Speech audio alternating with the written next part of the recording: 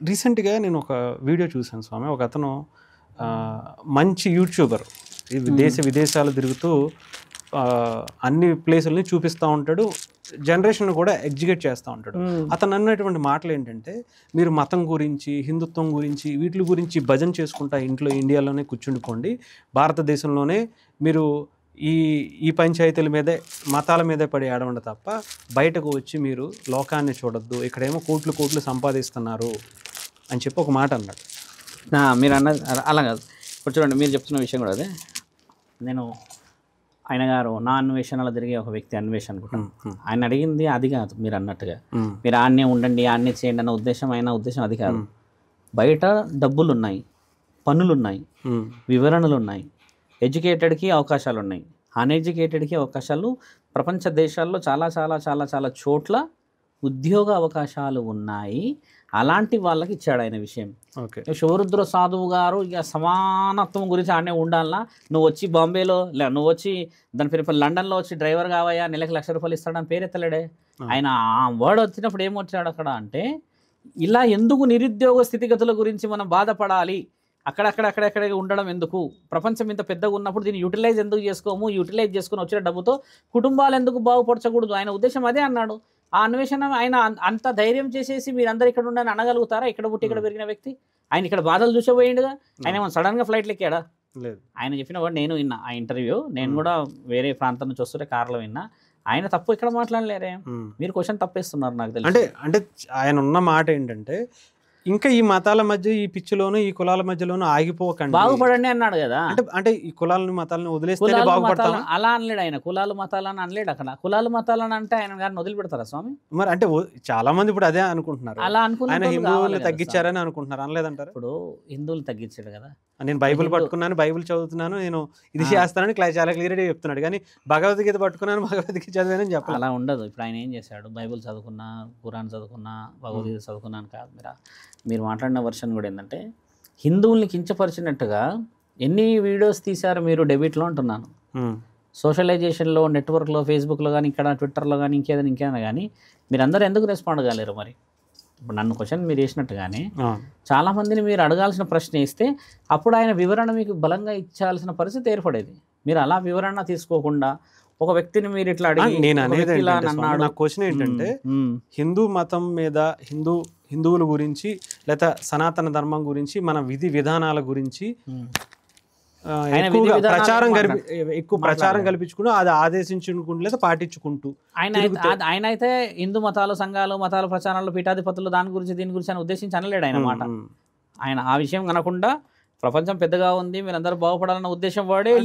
అంటే వినలేదేమో కానీ స్వామి, ఇండియాలోనే ఈ స్వామీజీలు ఎక్కువ, ఇండియాలోనే ఈ వేళ్ళు ఎక్కువ, ఇక వేరే దేశాల్లో లేరు, అలా ఉద్దేశించి అనేది కాదు. ఇప్పుడు ఇండియాలో సమాజంలో ఇండియాలో స్వామీజీలు ఎక్కువ అని అంటే వాళ్ళ చుట్టూ తిరుగుతారు. స్వామీజీ ఉన్నదే ఇండియాలో, మరి వేరే దేశాల్లో లేరుగా. మరి ఋషి పరంపర అనేది ఆ దేశాలు బాగున్నాయి, ఆ దేశాలు బాగా సంపాదిస్తున్నాయి, మన దేశం ఇంకా ఇలాగే ఉంది. నేను ఇందాక చెప్పింది కూడా అదే. ఇప్పుడు నీకు సంపాదన ఆశ మీద ఉన్నది కాబట్టి వెళ్ళారు.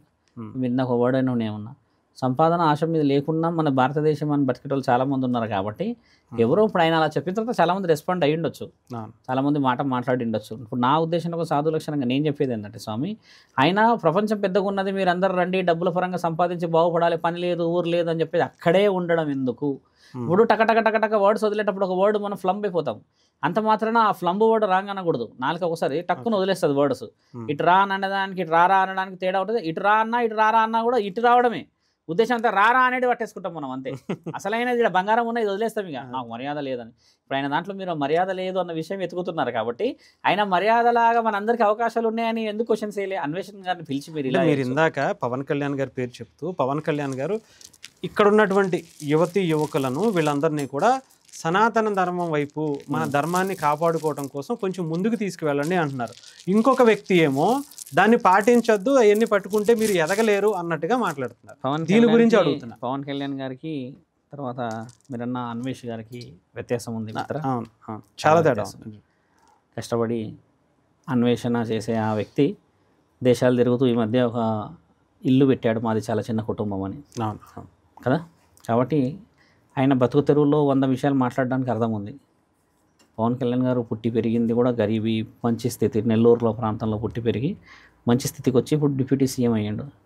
ఈయన ఆదేశాలు పాటిస్తారా, అన్వేష ఆదేశాలు పాటిస్తారా? నా అన్వేషణ ఆదేశం పాలించండి. సీటు మీద ఉన్న రాజు మాటలు వింటారా? రాజ్యంలో ఉన్న ప్రజలు, ఆ భటులు, వాళ్ళు వీళ్ళు, అంటే మన ప్రజలు, మీరు ఎవరి మాట నా మాట వినండి. ఆ మాట మీద వచ్చాను. మేము క్వశ్చన్ మీరు చాలా తప్పు చేస్తున్నారు. ఒక ఆదేశాన్ని ఇచ్చగలిగే సీట్లో ఉన్న వ్యక్తి మాట వింటుందా, లేకపోతే ఆదేశాలు ఆయన గారు ఛానల్లో యూట్యూబ్లో చెప్తున్న ఆ మాటలు వింటుందా? మీ క్వశ్చన్ చెప్పండి. అవును, ఆదేశాలు ఇచ్చేటువంటి కాబట్టి పవన్ కళ్యాణ్ క్వశ్చన్ ఇస్తున్నావు కదా. ఉదాహరణకి పవన్ కళ్యాణ్ గారు ఇప్పుడు ఫిలిం ఇండస్ట్రీ నుంచి వచ్చి ఫిలిం ఇండస్ట్రీలోనే ఉండి ఆ క్వశ్చన్ ఇస్తే ఆయన మాట ఎవరినకు పెట్టాలి. కాబట్టి ఆయన గెలిచిండు, చూపించిండు, అక్కడ ఏదో పిఠాపురం నుంచి గెలిచాడు, సీఎం అయ్యాడు, అన్ని చూపించాడు. కాబట్టి ఆయన గతంలో నుంచి ఉన్న సేవ అదే ఉన్నది. పిల్లలు, యూత్, ఈ దేవుడు, ఈ విషయాలు ఆయన గత జీవితం నుంచి ఉన్నది కాబట్టి ఆ పని చేయగలుగుతున్నాడు. కాబట్టి ఆయనని ఫాలో అవుతున్నాం మనం. ముఖ్యంగా బాగా గమనించండి. ఇప్పుడు అక్కడ ఉన్న వాళ్ళందరూ ధర్మం గురించి అలా ఫాలో అవుతున్నారు. ఇప్పుడు ఈ అన్వేషణకు సంబంధించిన విషయం వచ్చినప్పుడు ఆయన చెప్తే ఫాలో కావాలని ఇక్కడ రూల్ లేదు కదా స్వామి. కానీ ఈయన చెప్తే ఫాలో అవ్వాలని రూల్ ఉంది కదా. ఆయనకు ఒక అధికారం ఉంది కదా. ఆయన పెన్నుకు ఒక వాల్యూ ఉంటుంది కదా. నేను అంటుంది ఇది, దీనికి వాల్యూ చూడండి అంటున్నా. మీరు అంతేగా ఇది ఉంది కదా అని చెప్పి ఏది పడుతుంది అంటే ఎట్లా మిత్ర? మీరు విశ్వ హిందూ పరిషత్ జనవరి 5వ తారీఖు రోజు పెద్ద సమావేశం అయింది, చాలా పెద్ద సమావేశం. ఆ రోజు మీరు చాలా లైవ్ ఛానళ్ళలో చెప్పింది కూడా అదే. హిందూ దేవాలయాలని కాపాడుకోవాలి, సాంప్రదాయాలని కాపాడుకోవాలి, గుడులు గోపురాలు కాపాడుకోవాలి. బాగా గమనించండి, గుడులు గోపురాలు కాపాడుకుంటే దేవుడు బాగుపడతాడా మిత్ర? సమాజమే కదా. మరి వాళ్ళంతా అడిగింది సమాజమే కదా. సనాతన ధర్మం అన్నది సమాజమే కదా. మరి అదేదో సనాతన ధర్మం అంటే పవన్ కళ్యాణ్ గారిది అయినట్టు చెప్తున్నారు. సనాతన ధర్మం అంటే అదేదో వెంకటేశ్వర స్వామి అయినట్టు చెప్తున్నారే. సనాతన ధర్మం అంటే కూడు, నీడ, ఇల్లు, సంసారం, ఆడపిల్ల, రోడ్డు మీద తినడానికి గతి లేని వాళ్ళు కూడా సమాజమే. కాబట్టి గుడులు వస్తే మన స్థలాలు మనకు వస్తాయని, దానివల్ల వ్యవసాయం వస్తుంది, వ్యవసాయం వస్తే ఊరంతా కమ్మ కడప నిండా తింటారని, దైవాధీనంలో ఉన్న ప్రతి ఒక్కరికి ఒక అవకాశాలు దొరుకుతాయని మన వాళ్ళు ఈ విధముగా ప్రచారణ సనాతన ధర్మాన్ని మనల్ని మనం కాపాడుకోవాలని చెప్తున్నారు. ముమ్మాటికి దానికి ఒక సాధు సంతుల్లాగా నేను కూడా సనాతన ధర్మం గురించే కదా పెద్ద పెద్ద సభల్లో మాట్లాడడానికి వెళ్తా.